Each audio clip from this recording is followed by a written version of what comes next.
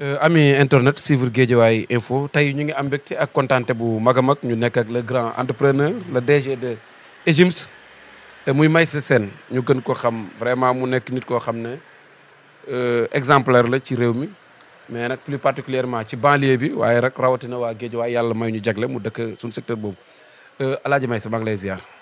ñoo ngi lay delloo ziar. tey suñ bëggoon xam Meissa l'entrepreneur Meissa lan nga ñuy wax. waaw Meissa day mi ngi nii ñuy jéem a xool lu ñu développé suñu réew.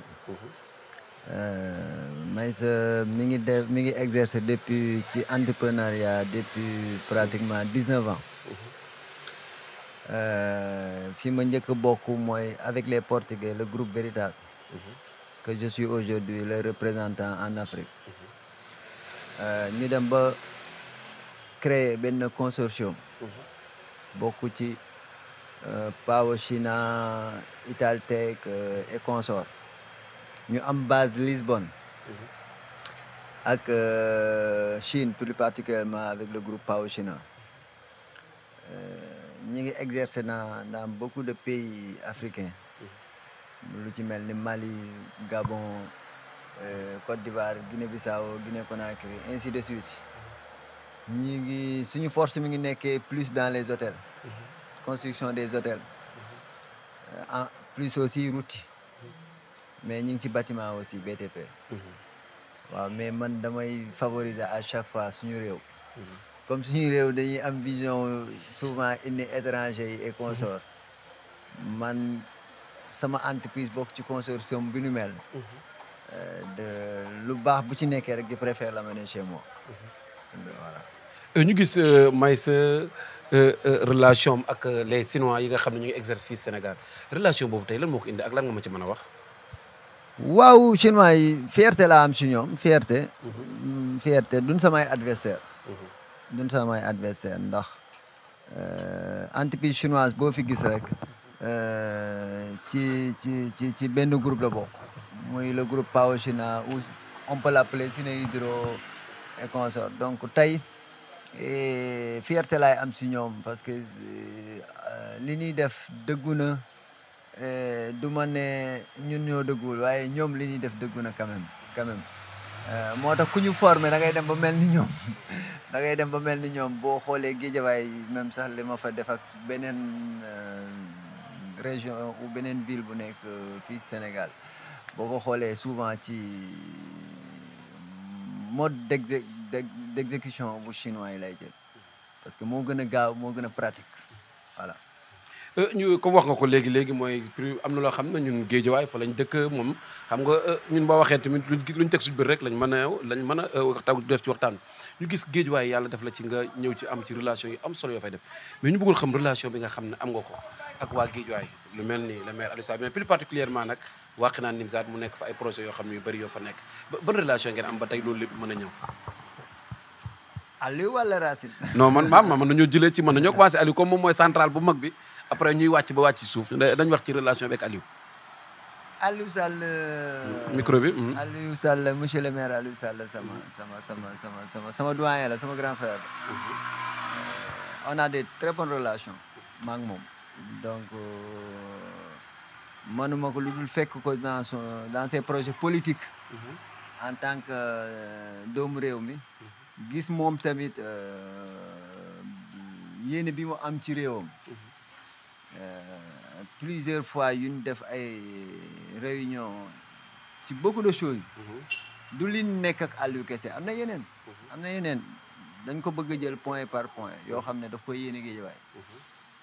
xam naa di ne ma apéris la sax. waaye waaw loolu fa laa dul bëgg a jox wala xanaa yow léegi apéris bu mag nga quoi. waaw non ñun on est des hommes d'affaires. on est des hommes d'affaires tey am nañ projet Guédiawaye. mu nekk mu jàll ci loxo monsieur le maire Aliou Sall. mu ko war ko piloter. projet bi jóge ci njiitu réew mi muy le président son excellence monsieur Macky Sall. ñu waxtaanee lépp ba jubóo ñu war a accompagner fii suñu projet nekk. muy ville de Guédiawaye. ce qu'on appelle l'ingénierie sociale. et ñu dégager vraiment lu am doole ci ingénierie sociale. suivant ce seul projet qui est le projet bii nga xam ne ni moom lañ moom lañ bëgg implanter au niveau de Guédiawaye. mais tey jii Aliou Sall on a de très bonnes relations. tabaxal naa ko école defaral naa ko école et tout ça on a de très bonnes relations regretté wu ma dara ci bi nga ko xamee. gannaaw Aliou relation bi gis nañ ko aussi tamit ci le maire Wakhinane Nimzatt muy Racine Talla ba dafa am na réalisation yoo xam ne sax gis nañ ko fa balaa maa ñëw si réalisation yi nga xam ne def nga ko foofu ban relation moo nekk sa diggante ak Racine. waaw Racine exemplaire la ci réew mi. exemplaire la ci réew mi autant de maire yi ma xam. du ma ne il est le plus parfait. ndax nul n'est parfait. mais je dirais que ni vraiment c'est un bon maire. c'est un bon maire. xam nga être maire ne veut pas dire que vous devez toujours être escorté dans vos bureaux de commune. ça li ci ëpp solo mooy liggéey ba nga war a def. Racine suñu partenariat ñun EGIMS ak moom vraiment bi mu ñu defee appel pour ñu sur je pense 5 à 6 projets muy la construction d'un poste de santé. 2 terrains de basket ak 3 routes pavées yi ñu war a def. voilà bi mu defee appel ci loolu def ñu si demande. ça n'a pas été difficile la négociation. on a accepté de l'accompagner vraiment mu doon nit ku woyof plus particulièrement aussi son adjoint je pense Nini Diallo. waaw ku baax. maa ngi koy nuyu ak Sall agent Sall bi nekk ci mairie ba ku baax moom tamit donc on n'a pas eu vraiment de difficulté. on a de très bonnes relations ñun ak Racine Talla. monsieur le maire Racine Talla mu doon nit ku baax. ñu gis exécution yi parce que man daanaka yu ci bëri moom yàlla dafa no ñoom waa maire man lañ doon woo lu ci mel ni terrain basket bi lu ci mel ni aussi poste de santé bi ak tey ban mbégte nga ci am tey ku du tourné foofu rek nga nekk doomu dëkk bi gis ne loolu réalisé nañ foofu ban mbégte nga ci am yow. waaw xam nga nit ñi dañuy fàtte ni man damaa bokk ci Guédiawaye. Guédiawaye laa yaroo. sama papa dëkk Guédiawaye sama mbokk yu bari dëkk Guédiawaye on peut dire que ni sama 60% wu mbokk dëkk Guédiawaye donc entre Guédiawaye et Pikine. waaw donc tey dañu dellu rek si suñu kër ndax Yoff la juddoo mais Guédiawaye laa yaroo voilà Guédiawaye laa yaroo. te sama yéen li ci ëpp ci Guédiawaye la ak ci Yoff. mais ñu gis sa affinité ak mouvement yi lan moo xew da ngay def politique ba nekk ak ñoom ay xarit ba nu mu demee mouvement yi tey da ngay tiitloo jënd sax dañuy ragal est-ce que nekkul may sa dafay ñëw pour teg pion donte mi ngi liggéeyal dëkk bi est-ce que nekkul dafa am lu muy yóotu ci kanam dans l'avenir lan moo xew sa relation. mais leeral question bi rek. ma am pour wax dam xëccoo mais rek yooyu noonu. waaw voilà moo gën nga leeral ma ko. moo gën parce que loolu for naa ko ci weewu bay. gars yi bëri dañoo wax ne Maïs est-ce que nekkul projet tout pour nekk maire ak yooyu noonu. non je vais être clair sur cette question. kenn xamul subam. mais là où je vous parle. je suis apolitique. politique bokkul ci sama vision. dama gis ñaari autorité yu jug pour liggéey. buñ xool seen li ñu doon. dañoo leen gis ñu farlu lool ñu doon ay maire yu farlu. xam nga loolu mooy may doole état. tant que maire yi ñi ngi jël seen initiative bopp. liñ ragaloon. on comprend très bien parce que les maires ne disposent pas de garantie bancaire de garantie souveraine et tout ça mais les entreprises yi fi nekk. bu ne non la commune ne dispose pas de garantie bancaire ou de garantie souveraine. donc on peut pas leur réaliser leur projet. mais day metti lépp nga bëgg ko wéer ci état ci président ou si un ministre. mais il faudrait que ñun entreprise yi ñu souple. ñu souple dans certaines de nos négociations avec les. je comprends très bien. souvent on dit que ni liggéey une commune n'est pas. gratuite am na looy voilà. ou n'est pas sûr sax ñu ne la. mais yooyu yëpp boo doonee doomu réew mi doo ko sóor. da ngay xam ne ni li ngay def nii. ak lu mu manti doon sa réew nga ko def.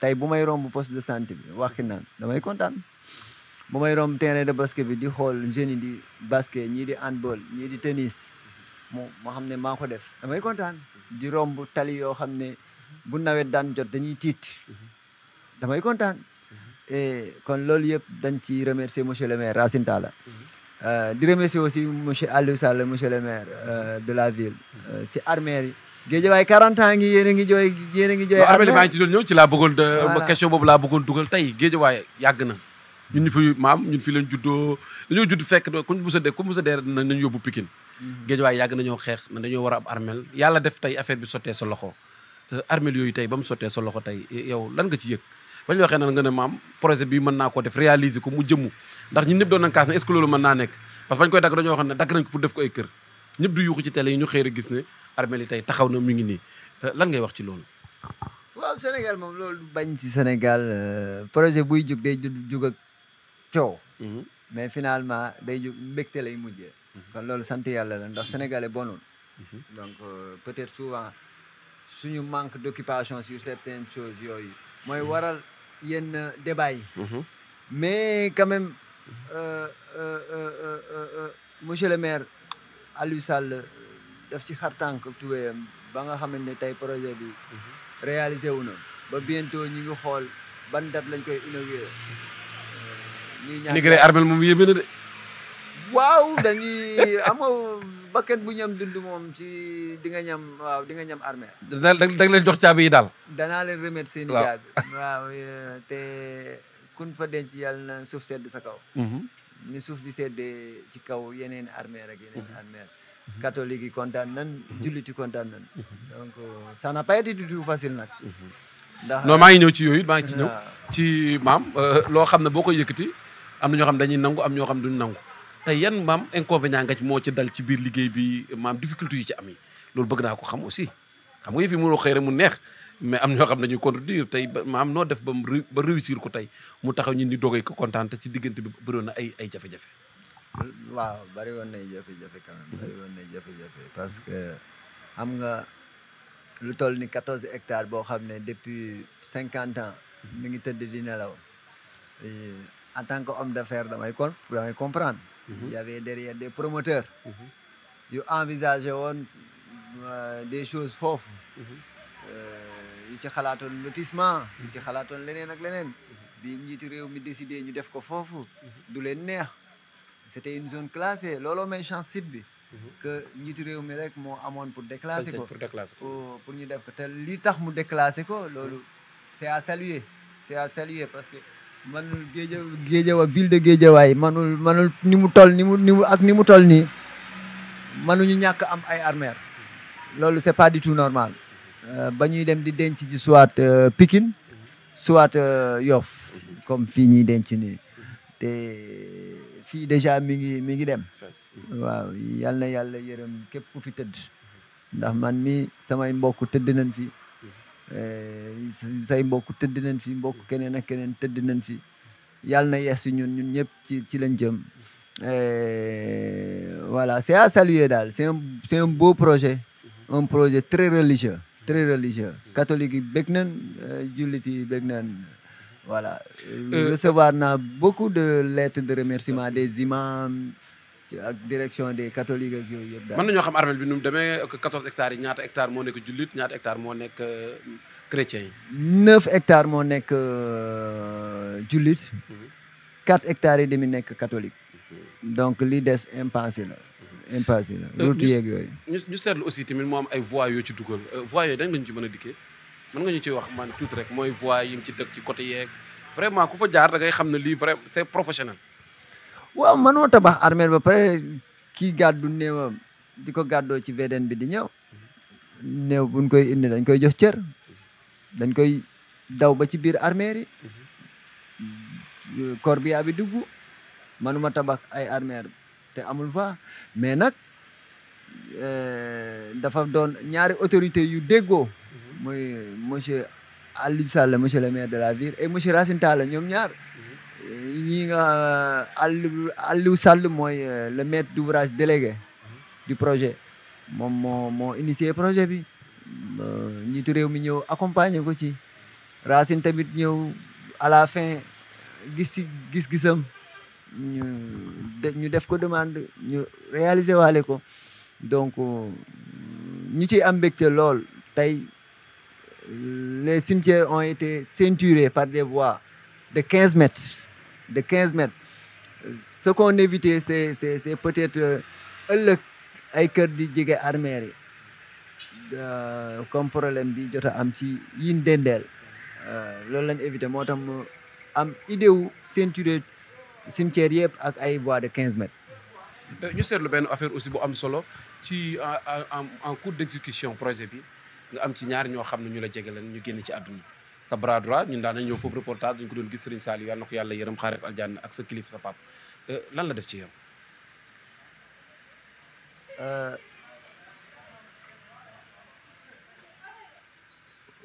waaw xam nga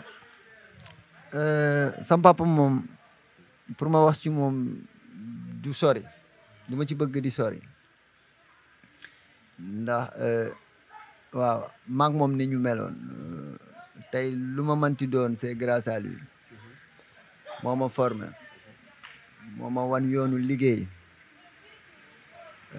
moo ubbi sama xel moo tax du ma bëgg di sori lool si taalibi sëñ Fallou boobu man taalibeem laa woon du ma doomam taalibeem laa woon je préférais être son talibé que d'être son fils parce que xam naa li mu doon ñu koy ñaanal suufu Tuuba sedd lool ci kawam ak képp ku mu fa fekk ak képp ku ko fa fekk keneen ki nga ci boole muy sëñ Saliou Fall kooku aussi yow mii rek man nga xam nga suñu diggante man ak moom parce que plusieurs fois ñëw nga reportage si suñuy chantier yu ci bari moo ko yoroon armère yooyu man nañoo wax ne ni moo doon tête bi moom laa dénkoon lépp ak tolof-tolof yi ma doon am de gauche droite ci yenn yu bari moom moo ko daan téye vraiment mu doon koo xam ne bi mu fi jógee dafa am benn vide bu am ci sama entreprise vide bi dem naa ba nga xam ne amuma possibilité wu ku remplacer Saliou parce que gisuma ku ko remplacer finalement dama jël postam dugal ko ci sama biir poste parce que lim ma daan defal man maa ko xam dama koy ñaanal ku tabax juma bu ma tabaxee juma Saliou ko tabax bu ma tabaxee armère Saliou ko tabax bu ma tabaxee hôpital dispensaire Saliou ko tabax donc tey jii nii aw ma benn njaaxare ci moom ndax li ñu wër ci projet yëpp ce sont des projets vraiment voilà man daal Saliou bëgguma sori ci moom daal waaw. comme ni nga ko waxee Saliou bëggoo ci ñaar yéenay toog ci oto bi suñu daan waxtaan vraiment dama koy gis mu jege la trop yal na ko yàlla yërëm tey gannaaw réalisation yi nekk Guédiawaye dégg nga problème bi amoon foofu nga dégg fii ñuy wax magistrat yi fii ñu ngi leen di jox nii nga am yenn projet yaak Imam Massamba université boobu tey lan nga ma ci mën a wax. waaw imam sama nijaay la imam Massamba Diop sam papa moom moo ko présenté woon il y a presque 4 ans ou 5 ans de cela ñu waxtaan boobu j'étais dans d'autres projets ñu waxtaan ci lu bari mu doon nit ku baax nit ku bëgg tamit Guédiawaye nit ku bëgg Guédiawaye mu doon sama collaborateur voilà donc mu doon sama kilifa teg si vision bi yëpp mooy sentir l'odeur de la peinture de cette université donc te lépp dañ koy delloo Guédiawaye parce que tey université bu fa créé day yokk Guédiawaye te du question wu ñun ñi ko war a réaliser moo tax ma wax li ma bëgg a wax mooy université bi defe naa ne gis ngeen plan bi moom doonatul lu ñuy lii mais dina doon université bi dàq ci Afrique de l'Ouest et du liñ yore projet wala liñ moom projet bi mais li ma ci mën a wax mooy Guédiawaye daal am ngeen université bu rafet te bu soobee yàlla ñun ak chinois yi dinañ ko tabax bu mucc ayib moo tax ma ne la on a de très bonnes relations avec les chinois parce que ci montage du dossier bi yëpp je l'ai fait avec le groupe Ciné Hydro qui exerce beaucoup, qui est en train d'exécuter beaucoup de choses au Sénégal. La continuité de l'autoroute à péage et d'autres, RB fait partie de nous, tout, voilà. Donc, ainsi de suite. Quand pour man, université bi voilà, ñoom ak ñun ñooy exécuter ndoo université bi avec un coût de 35 millions d'euros équivalent à 23 milliards de francs CFA. kon loolu du université bu ndaw. kon dafay nekk maam fierté la pour Guédiawaye nga xam ne ñu daan nekk fii jàngi di dugg ci kaw. delloo naa la question bi. yow kay comme yow yaay promoteur bi nekk ci yooyu loolu kay yéen lañ koy bàyyee. kon mën nañoo xaar dans l'avenir loolu dana ci gën a yaatal ci université waxtaan ci yàlla na yàlla def loolu réaliser ba mu tëgg ci bëtu. amiin amiin comme nu armée li mele woon aussi. amiin amiin amiin. léegi nag danaa dugg foo xam ne Maïssa ku wax Maïssa nitu showbiz yi ban relation nga am ak ñoom Abdou Guité Seck donc dama gis seen relation ba way na la fi benn way ak Keba ban relation ngeen am. waaw am nga homme d'affaires moom moog showbiz ñoo ànd. homme d'affaires. homme d'affaires moog showbiz ñoo ànd. ñun musiciens yi ce sont nos frères. donc Abdou Guité on a de très bonnes relations man ak moom mu doon nit ku baax nit ku gore nit ku yëg nit vraiment je l'ai connu à travers ma femme Salma sama ñaareel xam nga man duma yow Bécaye yow benn jaw yow voilà donc je l'ai connu à travers ma femme Salma mu doon vraiment ku bëgg sama jabar xam nga rek ñun comme day far des fois mais mu doon nit ku baax mu doon nit ku baax mu doon nit ku baax Keba Seck nag moom sama waay la sama xarit la aussi moom daf maa bëggal boppam ba Sénégal xam ko nit ñi foog nañ ni un homme d'affaires ak musicien rek am na luy waral déedéet am na si ñoo xam ne ce sont des relations sincères. man su ma la déggee Maïssa tey da nga koy dégg mook relation mook politiciens yi relation mook waa showbiz lan moo xew wala homme d'affaires boo mel noonu. ak kilifa diine yi ak kilifa diine yi aussi. sëñ Sidi Maxtaar. waaw sëñ Baara Falilou. wala loolu dafa bokk ci marketing bi wala ci lan bi la. Al Amin Al Amin waaw. ñooñu ñëpp maa ngi sant yàlla j'avais de très bonnes relations ak ñoom yàlla nañu yàlla tas seen barke. amiin yaa rabbi.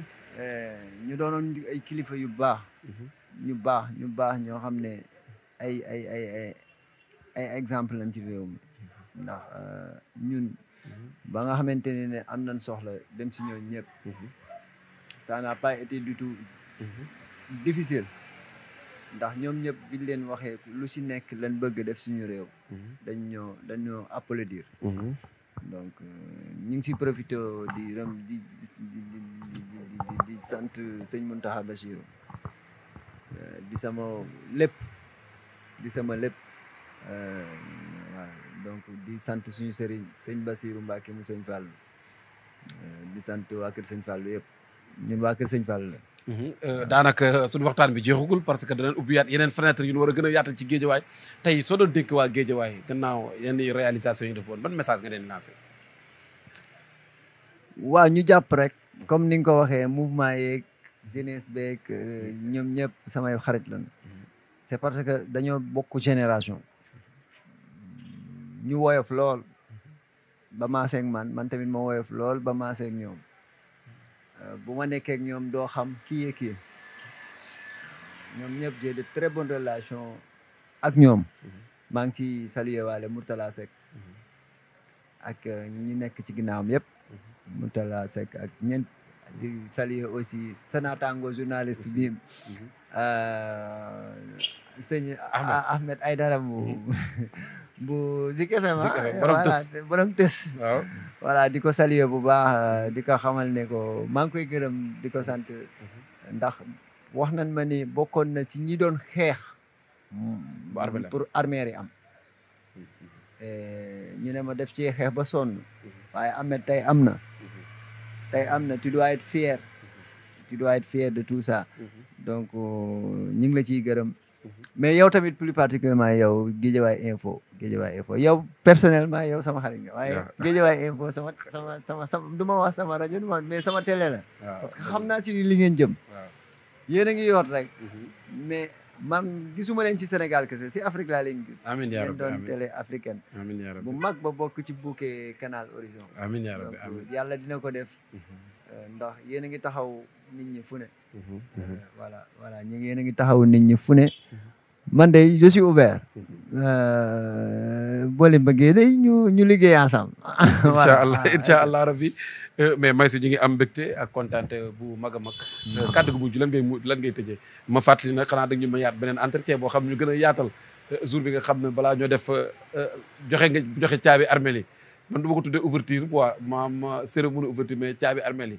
incha allah dañ ñu may beneen daje boo xam ñu gën a yaatalaat ci yenn projet yi nga xam ne am nga ko Guédiawaye lu ci mel ni Golf Sud avec Aïda Sow Diawara kilifa yooyu yëpp incha allah rabbi. pourquoi Aïda Sow Diawara. waaw pourquoi Aïda Sow Diawara xam nga yëpp il faut mu ñëwaat ci. mais man yéen journaliste yi jaaxal ngeen ma. ay sama yaay jooju dafa baax dafa bëgg commune am. defe naa ne bu ma ko rencontré une fois ou deux fois lay doon. mu am vision bu rafet moom tamit dans sa commune. donc ñu nekk ci. te gëm nañ ni. dinañ ko ci accompagner. incha allah mu doon ku bëgg commune am. soxna su bëgg commune am ku bëgg vraiment population am. ndax li ma gis comme projet xam naa ni waa Golf Sud moom. suñu yaay jooju bereel na leen loxo bu baax. waaw léegi suñu dernier kàddu mooy. Guédiawaye daal wax dëgg yàlla sama li jeunes yi naan sama fief man waa Guédiawaye la je suis apolitique nag pour le moment je suis apolitique. pour le moment pourquoi pour le moment. waaw xam nga nit ki xamoo sa suba damay bañ a def erreur bi ñu bari def suba ñu ne leen yaa waxoon. ñu vaar la vaar bi laay bañ. vaar bi laay bañ xam nga ñun lépp laa. vaar bi ku ma yóbbu vaar laay bañ donc pour le moment nii je suis apolitique. L'essentiel maa ngi liggéey ak sama maire Aliou Sall di liggéey ak sama maire Racine ay d'autres maires. ñi ma ci cité mooy ñii la concerné sa secteur voilà ce secteur. mais y a d'autres et d'autres maires yoo xam ne ni ñi ngi exécuté ndoo lu bare donc ñuy ñaan yàlla rek di sàkku ñaan tamit entreprise bu bokk ci entreprise yi gën a kawe lu ñu mas a sumb rek yàlla def mu sotti. amiin yaa rabbi amiin mu nekkoon un grand entretien exclusif avec Maysa le DG de EGIMS avec beaucoup de projets yoo xam ne tey defaral na ko Guédiawaye ñu ngi ñaan yàlla projet yooyu yàlla def ci ndam bañ koy intégré ñëpp gis ko teg ci seen bët yàlla mën na ko yàlla def barki yonent yàlla moom mat kon nag ñu ngi lay gërëm di joxaat di ñaanaat nga mayaat ñu beneen rek incha allah dans l'avenir jërëjëf incha allah.